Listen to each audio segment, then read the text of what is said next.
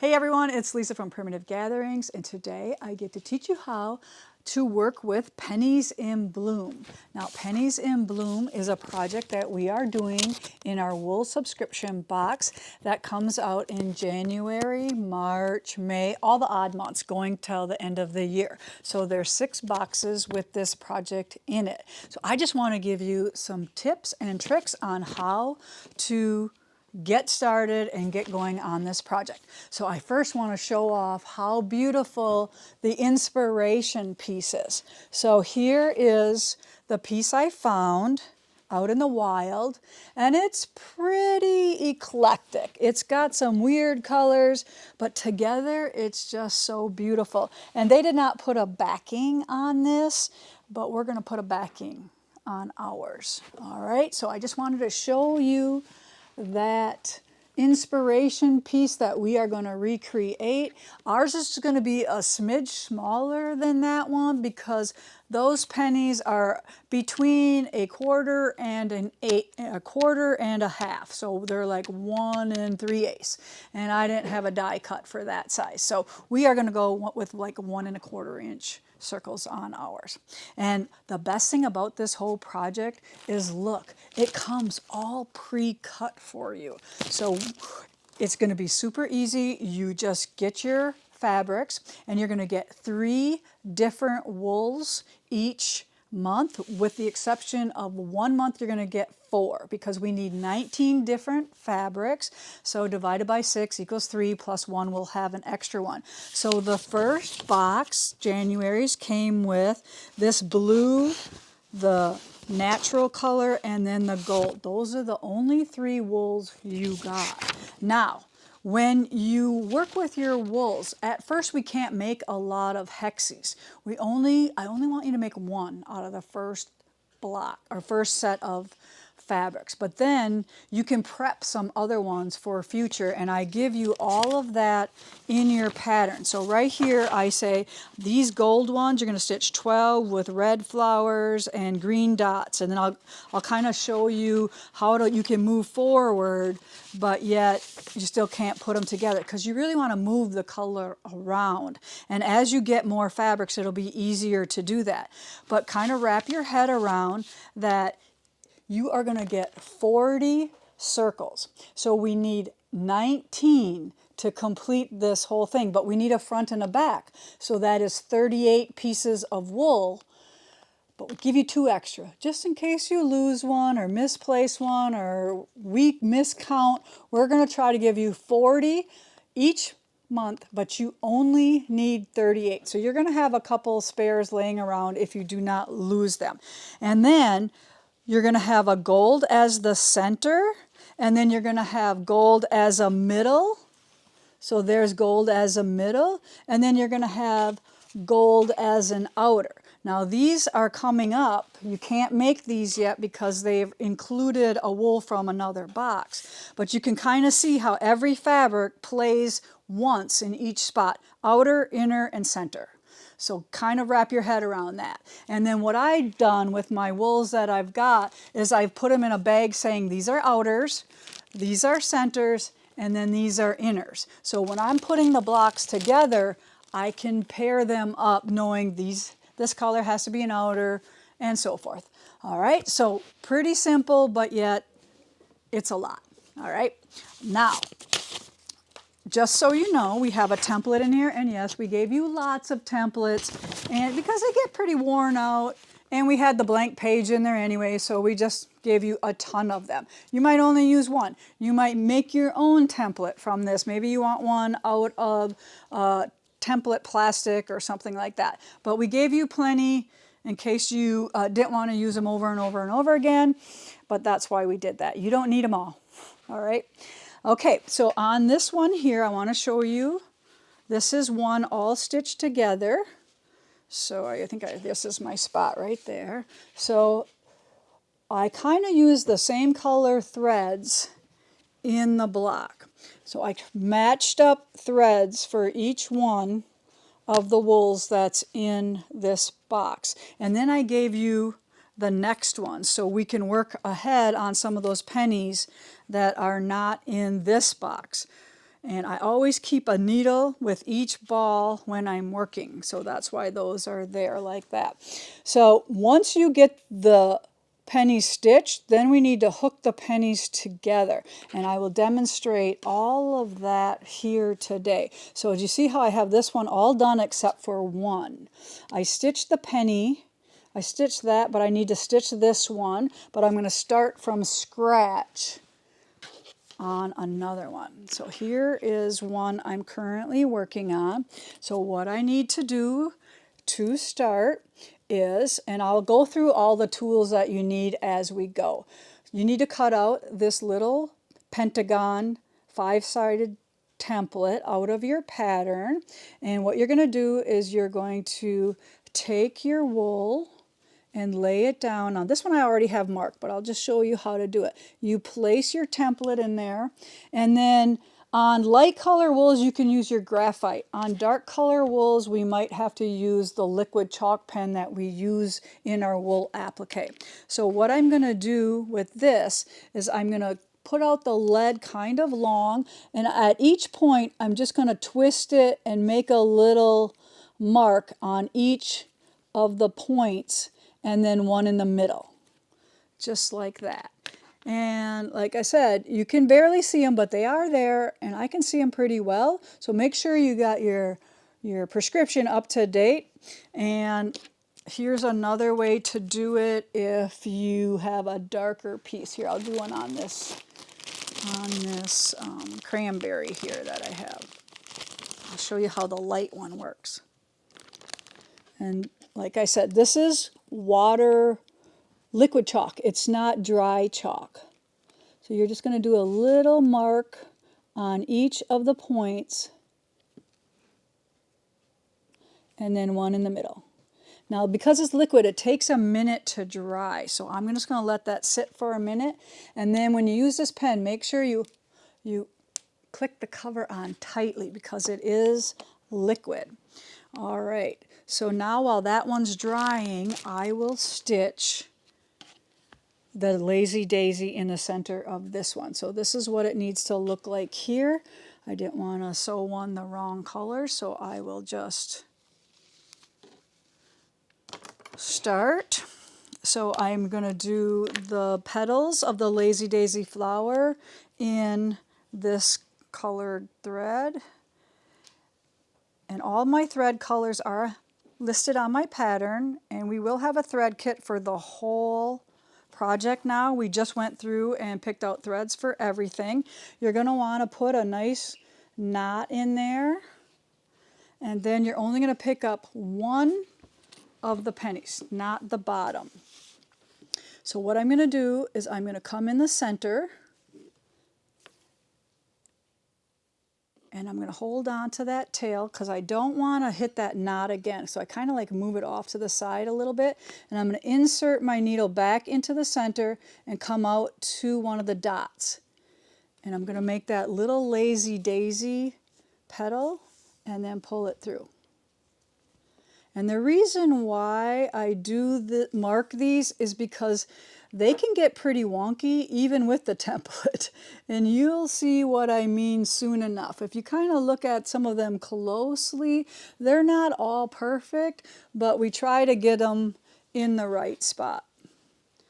So I got one petal. I'll quickly do the remaining petals here. Out to the dot. Bring that around, pull it through. I had a pretty good rhythm going the other night when I was working on some of them. I probably didn't need this much thread.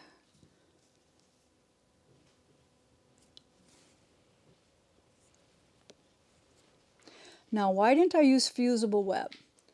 One is because we pre-cut these for you. So I didn't really think we needed them after I stitched one.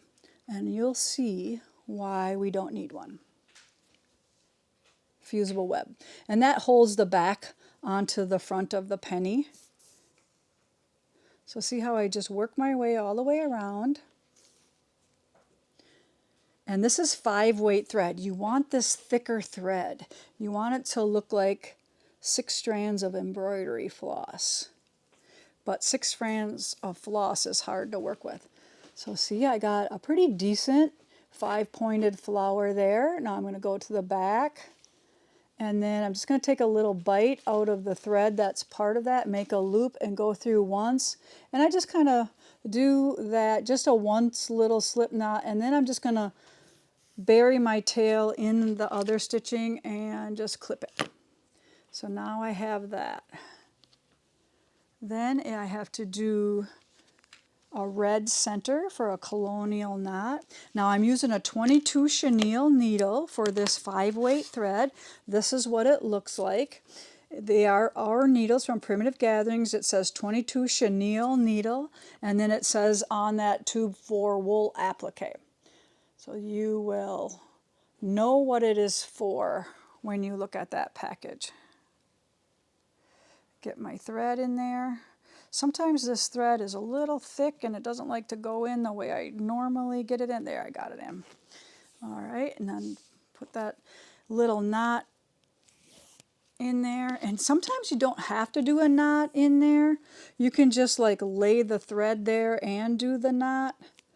But I'm just so used to putting knots in. The hard part is when you stab back in to don't hit the knot. So I'm gonna lay this. I would be probably stitching on a pillow if I was doing this at home on my chair, and then I can stab into the pillow.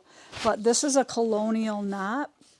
So I'm going to hold on to my thread and my needle, and I'm gonna do 2 wraps around with this 5-weight thread. 1, 2, and then I'm gonna poke it back into the hole. And before I pull it through, I'm just going to make sure that I have this really tight on the needle. So when you look at it, you can see that that knot is nice and firm around the needle. And then you pull it through and make sure you miss your knot that you put in. And see how it just lands there in the middle. And then again, you can take one little loop and clip it. And now we're done with the flower. So now I have another flower done, and now I'm going to stitch the outside of the penny. Okay. Now I only had one more to do on this one, so I'm going to go back to that one. So pardon how I'm doing. Oh, now see how much lighter that chalk became, and now I can really see that on the red. So I know that one goes back in over there. Okay.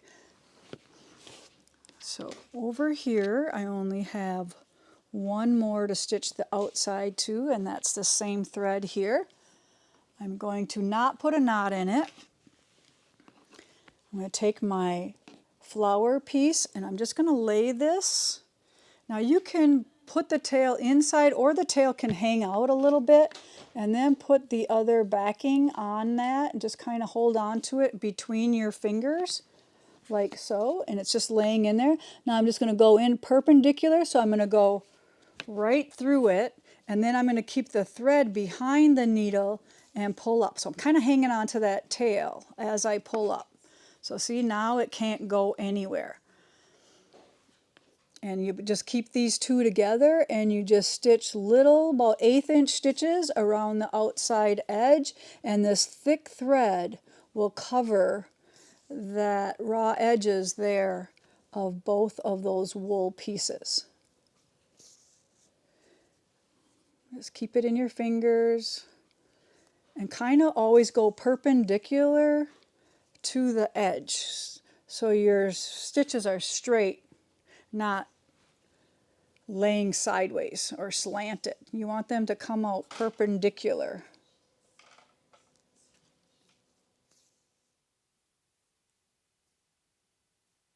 Pretty easy, right?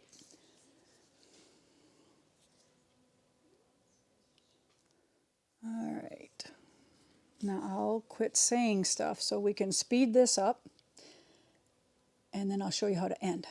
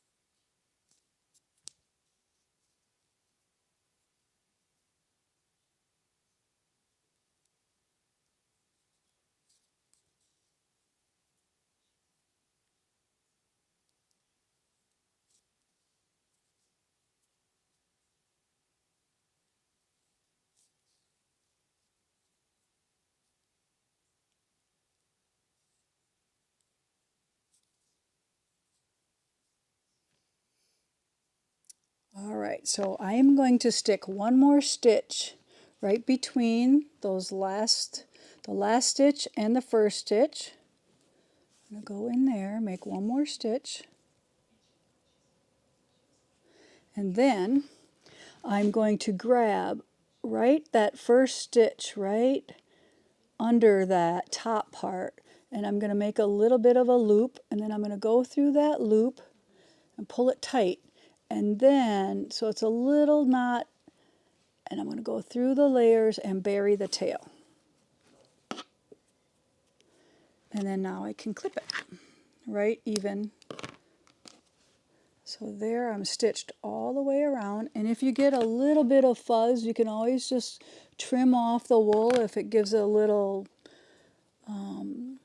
fray, or it's coming out a little bit, or it's not nice and smooth. But look at that, that all looks good. All right, so now when you have all the pennies, you lay them all out like so, and now you have to start sewing them together. So on this one, I started sewing them together. And then I'm going to show you how I did that. All right. So see what wonky? Like sometimes you get a wonky one. But you know what? They need love too. All right. Not every flower is perfect. Okay. Now I'm flipping this over so you can kind of see how I stitched this together. It's little tacking stitches.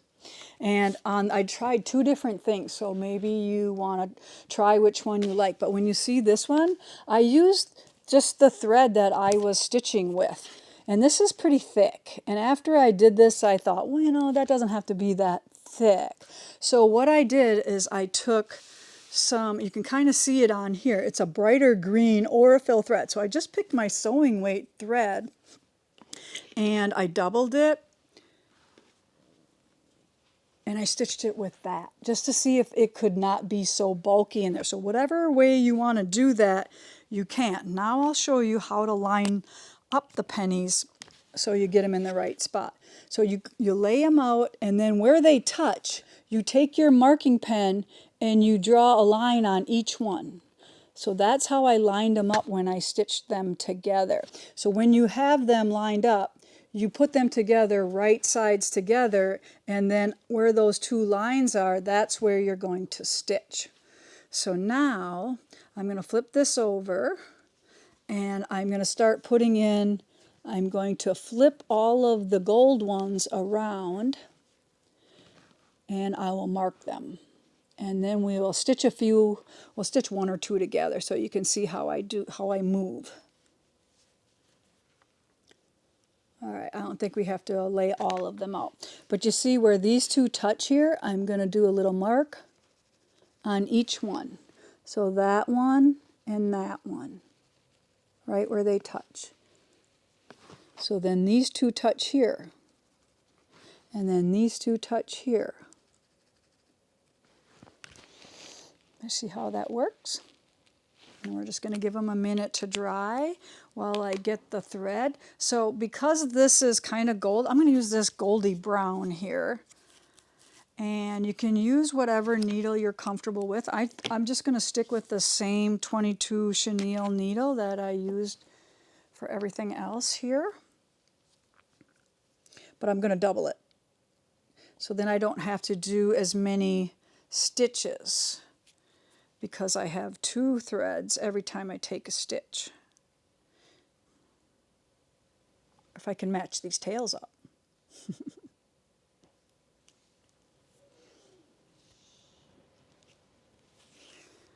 All right, so I got a nice chunky knot in there. So now I'm going to take these two pennies, I'm just going to slide those away, and I'm going to go put them right sides together like this. And then I'm going to take my thread and needle, and I'm going to go between the layers. So I'm going to insert, I'm not going to the other side, I'm in between, and I'm going to come out between the pennies, right on that white line. And that's okay, I have that knot there, so that's going to stop my thread. And then I'm just going to go in like perpendicular, right close near the edge. So I'm getting wool and probably a little bit of thread there from the edges. So right now I just did one tack And I'm going to go in, and then on this one, I'm going to make the loop, and I'm going to go through the loop once.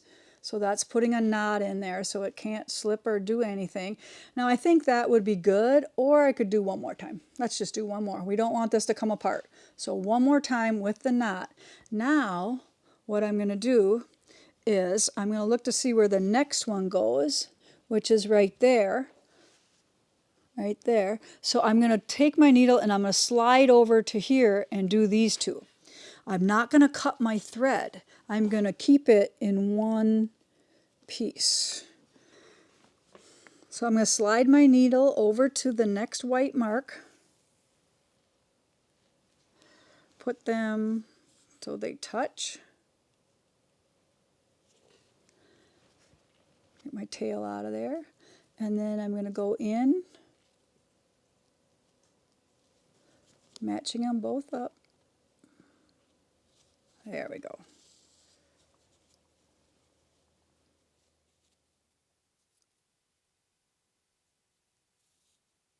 So I think the first one I always do, and then the next one is when I put the little locking knot in it.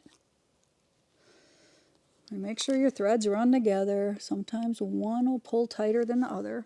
All right, now one more.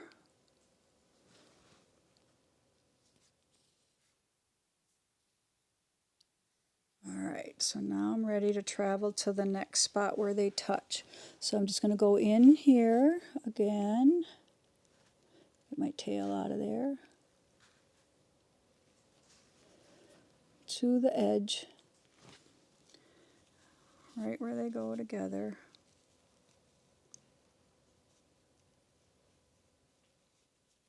Make sure I didn't go to the front. Match up those two. This will be the last one I do. So insert, go through.